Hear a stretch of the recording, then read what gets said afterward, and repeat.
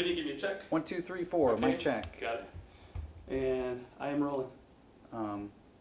We were going to talk a little about just what it's been like being back in the building, being back on the job. I imagine, I mean, you wanted to come back. What's that been like for you? It's been great to be back. You know, I missed the routine, the getting up in the morning, coming to work to see what the challenges are going to be. I love coming to work. Even after 30 plus years, I don't mind coming to work. You know, every day we meet the most amazing people with the stories of their lives.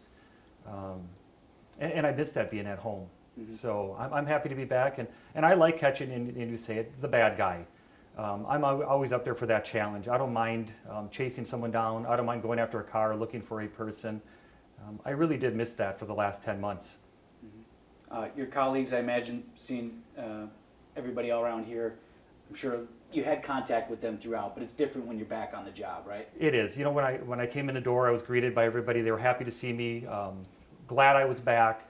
I'd sit at my desk, they come and talk to me. It's nice to be among the police family again. They really did take care of me when I was injured. They were there for me 24/7 when I sat in the hospital. For 12 days, they stayed with me. They never left my side. And I come back here, and it's the same camaraderie. I did miss that, and it's good to be back. Was there a decision that you had to make about coming back, or was it as soon as you got a hold of yourself here and knew you were ultimately going to recover, were you committed to coming back right away? You know, when I laid in the hospital bed for those 12 days, I didn't know if I was going to come back. At that point, I didn't have the heart to come back. And then as I started talking to more officers and I had visitors and family and friends over, I really did want to come back. And I had to build up my strength, had to get mentally strong. I had help with that. And I got strong, I got mentally strong, and I came back, and I'm glad I made the decision to come back. Mm-hmm. Physically, what was the process like for you? I mean, yeah, in the hospital 12 days, but you were hardly done at that point. So much recovery and multiple surgeries. Just kind of give us an idea of how badly banged up you were. Well, I spent 12 days in the hospital right after the shooting. I spent the next several months on the couch recovering from the major surgery. Then back in December, I had my second surgery to repair the damage that the bullet did. Mm-hmm. Another couple months on the couch. You know, they didn't want me to do too much. They wanted to make sure I was fully healed before I got back into police work. Mm-hmm. So, you know, right now my greatest challenge is getting my strength and stamina back. I try to work out every day. My son Patrick comes with me to the gym, keeps me motivated. Yeah. You know, I need that. Being idle for so long was tough. Mm-hmm. And, you know, being here is good. A routine is good. What kind of work are you doing? Are you are you full-time back on the job, or what kind of things are you doing here now? No, right now I'm just working 4 hours a day, and that was on recommendations from my doctor that I get myself mentally and physically strong before I come back. So what I do is I do background investigations. I do backgrounds for the people who want to become employed by the police department. Mm-hmm. So I sit at my desk all day, make phone calls, do some checks on the computer. I do move around the building. I get to see the people that I missed for all those months, and we have the conversations that we need to have. Mm-hmm. Will you be back out? You see yourself back out there on the street chasing down that bad guy? I do. Yeah, I have another doctor's appointment coming up in June, and I'm hoping he's going to give me the okay to go back on the street. And I know there's going to be that first foot chase. I know there's going to be that first car chase. It's going to be different, but I'm not going to be afraid. You know, I've done this for 30 plus years, and unfortunately, I ran into a person who thought he could shoot his way to freedom. You know, if Najee would have just followed my orders that morning, we wouldn't be here today. He wouldn't be spending the rest of his life in prison. It would be a whole different story. But unfortunately, you know, he didn't follow my commands. You know, I promised you that we wouldn't dwell too much on the incident itself, so I tread lightly here, but since we're talking about it, let's go back to what you do remember from that day. It seems like you remember pretty much everything? Oh yeah, it's very clear. You know, we had a plan that morning. Paula and I knew what we were going to do that morning. We knew what we were looking for, and everything was going fine. It was going to be a routine tow of a stolen vehicle taken in a burglary from our city. And when Najee approached the car, we decided that we were going to make the arrest, so he wasn't out there victimizing more people. Mm-hmm. And we blocked the car in. We was textbook. You know, he couldn't go with the car. He couldn't leave. He had to flee on foot. And we gave him the commands to stop, get on the ground. He didn't. He took off running, and as he appeared around the car that he circled, he pulled up the gun and started firing. He took 5 shots at us. The first one struck me. The second one close, and the third one was basically head height. So I was lucky. I got hit with the right bullet. I was pretty fortunate to, take the right one. Immediately after, I think your partner testified at the sentencing, talking about that moment when she heard you say, "Get me to a hospital." Is it that's your recollection? Like, you knew it was bad right away? Yeah, I knew it was bad right away. I felt the bullet enter the left side of my body. It stopped on the right, but I could feel the bullet tearing through me, and then the blood rushing down my leg. So I knew I had been hit right away. So we had to make a decision. What do we do? And it was we decided that the best thing for me, based on the amount of blood loss, was that get me to the hospital right away. So Mike Nelson, who was there, uniformed officer, put me into his squad car, and we drove from 60th and Good Hope and got to Frederick Hospital as quickly as we could. Longest ride of your life? It was long. I was prepared. I said if I ever got shot in this job, I was going to be prepared. I wasn't going to panic. I was going to stay calm, and I was going to talk my way through it. And I think that's what I did on the car ride. There's an audio tape of it. They say that I was calm. Officer Nelson was very calm on the radio. I made sure that somebody called my wife to make sure she could meet me at the hospital. So I had all those things in plan and in place, and I stayed calm. They said when I got to the hospital, my blood pressure and my heart rate was very low because I was prepared for this. It probably saved my life being in good physical condition. And just working through it psychologically that way, staying calm? Right. I was prepared that, like I said, if something happened, I knew how I was going to act to save my life. The hardest part was having somebody call my wife. At the time of the shooting, I left my phone in my squad car. When I jumped in Officer Nelson's car, I threw his equipment out of the car, not knowing that his phone was on the pile. So we left his phone in the parking lot at 60th and Good Hope. We had no way to call my wife. So I got on the radio, and our dispatcher, Katie, called my wife and gave her the news that I had been injured and she should meet me at the hospital. But you can't prepare for that. You can't prepare for that call to your loved one. Right, because you know you and how you're going to deal with it. But they didn't necessarily sign up for that. Right, we're prepared to act. They teach us, be ready for the worst case scenario. We don't teach our wives to accept that phone call that we have been shot. There's so many different reactions. And the department here is very good about it. They have us being prepared now. They have some different plans in place that our wives are going to be ready if this phone call should ever be made again. But you can't prepare for the phone call to your wife or to your spouse. When you arrived at the hospital, were you able to see her before you ended up in surgery, or how did that kind of play out for your family then? Yeah, I met her. Luckily, she drove right from our house to the hospital, and I did get to see her for a few minutes before I was rushed into surgery. Luckily, Chief Weber and his command staff was at the hospital. They were very comforting, very supportive for her. They stayed with her in the emergency room while I was rushed off to surgery. So that was comforting, knowing that the chief and his command staff was going to be there. But I did get to see her just very briefly. Do I remember? No. But she says I did talk to her. So it was good. When you replay it, and you kind of covered it a little bit, but when you replay it in your mind, are there things that you wish you had done differently, or do you beat yourself up? I wish I had been here instead of there, or it sounds like you did everything right that you wanted to do. Yeah, no, I don't think we did anything wrong that morning. It was just a guy with a gun, and that was his response to get out of a difficult situation. He was going to shoot at whatever officer approached him. There was things that he did the night before and the days before our meeting him, so he was ready to shoot his way out of being arrested. No, I don't think there's anything we could have done different. We were all in good position. We knew what our plan was. We identified ourselves. We had the radios. I was ready to run. I was ready to catch him until the bullet started flying. And I think I would have caught him. That's just my attitude, and I always have that. If somebody runs from me, I'm going to catch him. So. It's interesting, too. Your wife, when she testified at the sentencing, talked about, if I can characterize it correctly, almost this confused frustration over why, and you dealt with so many teenagers being a resource officer, trying to keep kids straight and narrow. She seemed like exasperated. Why would you do this, not just to my husband, but to yourself? Right, and Najee was given so many chances that he never took. The justice system tried to work with him, and he just failed at everything they gave him. At the time of the shooting, when he shot me, he was out. He was wanted. And that was so frustrating for my wife to understand. And we deal with it every day as law enforcement. We see people that run from the police and have warrants for many months. She was frustrated that he was out on the street and he would do something like this to a police officer, especially we have officers in uniform. You know, he knew we were police, and he was shooting at us. Not only as a police officer, but I'm a father of 3. You know, you have to have, the kids have to understand that too, how dangerous their father, it is for their father to be a police officer, you know.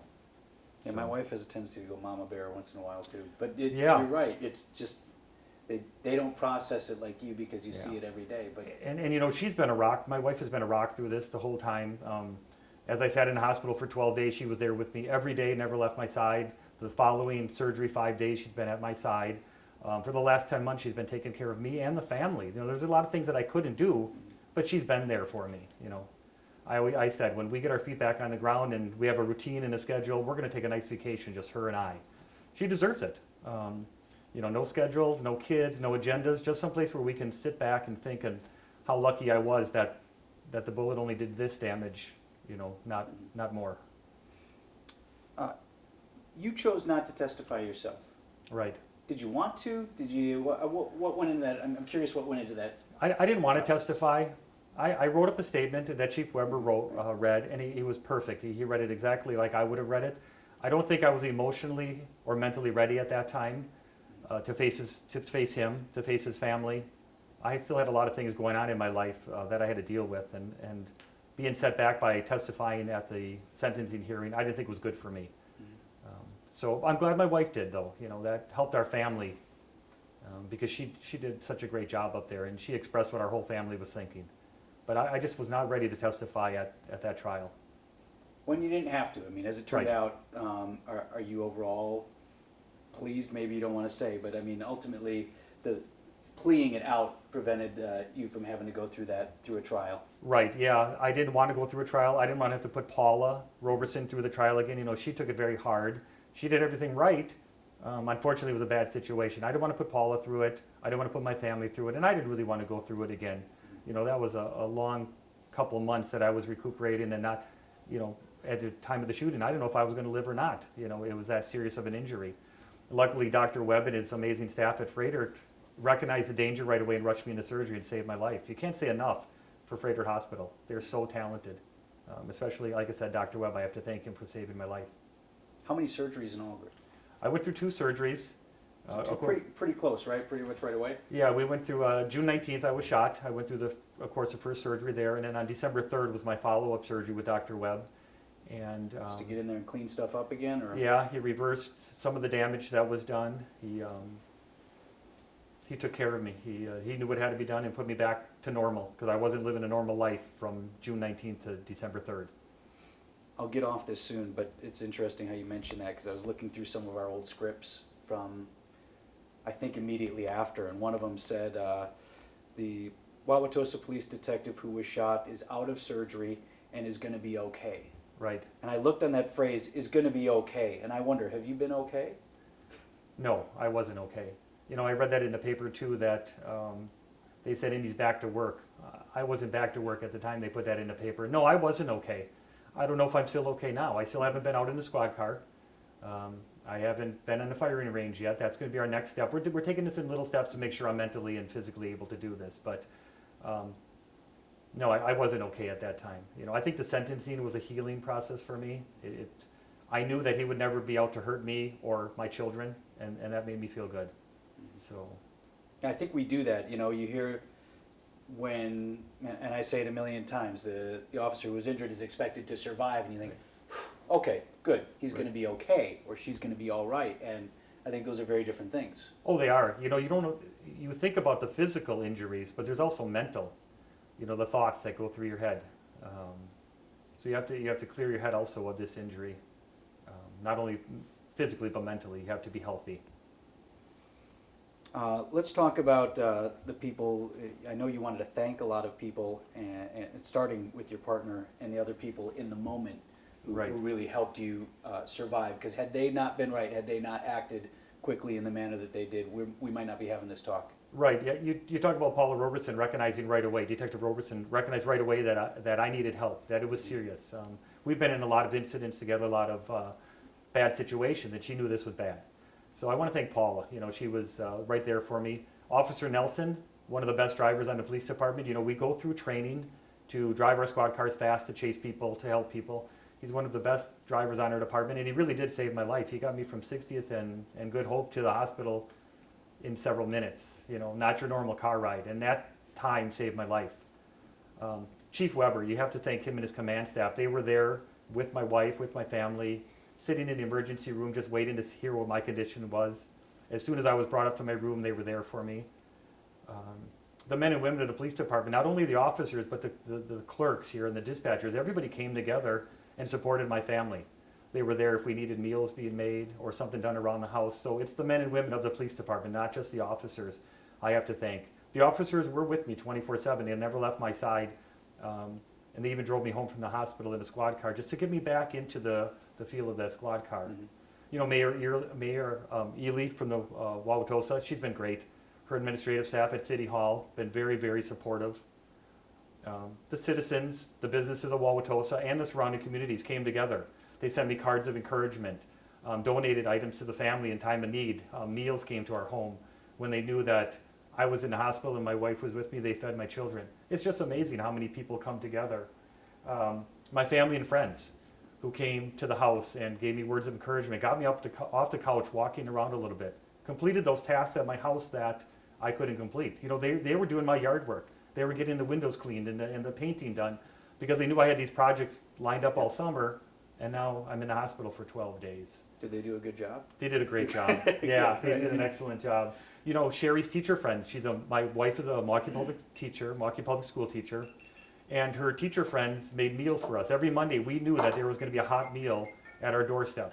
What a relief. I knew I could make my doctor's appointments on Mondays because I knew there would be a meal there for us, and my wife wouldn't have to come home and cook for myself and the 3 kids. So, you know, just things like that. The friends bringing over meals, the teachers bringing over meals, the businesses donating gift cards.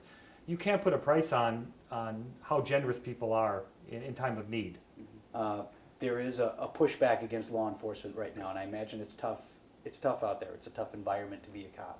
It is, but I learned from this incident that there's so many good people out there, generous people, sympathetic people, people that gave me words of encouragement from all over the country. It's really nice to see that they are supportive of the police department. We make split-second decisions, and often we're judged on those split-second decisions, but there's so many things that lead up to it, like my incident. It was a burglary, it was a stolen car, he was running from us. There's so many more things before the shooting that people sometimes don't see. And then you have the support after my incident that really brings the faith back into people that do support us, that there are so many people on our side, law enforcement side. We have a tough job, and there's a lot of people out there that wouldn't want to do what we do, wouldn't want to see what we see. But we do it because we enjoy doing it, and we do it for the people that need our help, you know. You mentioned you got to see your daughter graduate yesterday, right? Yeah, yesterday my daughter graduated from Carroll. When you have those milestones now in your life, I bet you look at them a little differently, don't you? I do. I have a whole different outlook on life. My wife said I've slowed down, become much easier to deal with, but yeah, the milestones. She likes you better, huh? She likes me better, yeah. Because I'm the type of guy that go. And since the shooting, I've been a little more relaxed. I see things a little bit differently. Yeah, you know, you talk about milestones. I have my daughter Mackenzie graduated from Carroll University yesterday. I have my daughter Haley at Creighton University in Omaha. And my boy Patrick is Brookfield East graduating this year on June 19th, I believe it is. So yeah, these milestones mean much more to me now than they did before. I ask people this a lot who have a positive mindset, certainly that. How you wake up every day thankful that it wasn't worse instead of angry that this happened at all. Yeah, I can't carry that anger with me. You know, I'm thankful that I'm alive. I'm thankful that I'm able to come back and do the job that I love to do. Like I said, 30 plus years. I plan to put another maybe 4 or 5 years in. We don't hold that hatred, and my wife and I talked about that. We're upset with his behavior, but we're not going to be mad about it. We're not going to hold that anger inside us. We have to move on. It's over. I can't do anything. The bullet is still inside me. When it traveled through, it got caught in the tissue on the right side of my body. That's always going to be a reminder of the shooting. I'm angry when I look down and I see the 8-inch incision on my stomach and the nasty scars that the bullet left. But I'm not going to be. I'm angry, but I'm not going to hold that inside of me and let it ruin what I have: my wife and children and family and friends. You still in pain? Does it still hurt you? I still get pain. Yeah, I still have the pain from the incision where You know, I had a colostomy bag installed for several months because of the damage that was done internally. I still get pain there. That's healing process. I believe that it will go away. I hope it will go away. I want my life to be back to normal. I want to be back to where I was before the shooting, that healthy. Mhm. What are you at percent-wise? Right now, I'm 80%? probably, 70, 80%, that's where I'm at. I'm getting physically stronger. Like I said, I'm working out, I'm getting mentally stronger. Just being here is so good for me. Yeah. You know, being back to what I was doing before the incident, and it's making me stronger. And being in a routine is very helpful for me. So. Is it as vivid as any other memory? Is it in a category unto itself? What is it? Yeah, you know, it's the shooting day is pretty vivid. That morning started out as a normal, everyday June 19th.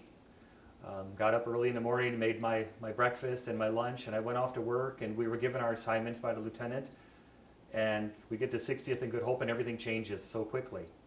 You know, the stop of the car, and the foot chase, and the shooting, and the drive to the hospital, and yeah, I think about it, and it's vivid, and I see it, but I think it's also good for me not to dwell on it. Mhm. You know, I think You don't about live there right now. I don't live there, no. And Paul and I, we share our desk. We have desks right across from each other. And we really don't talk about the shooting. We don't let it bother us. We're going to continue our job and do what we do. And I think we're pretty good at it. So we'll continue to do that.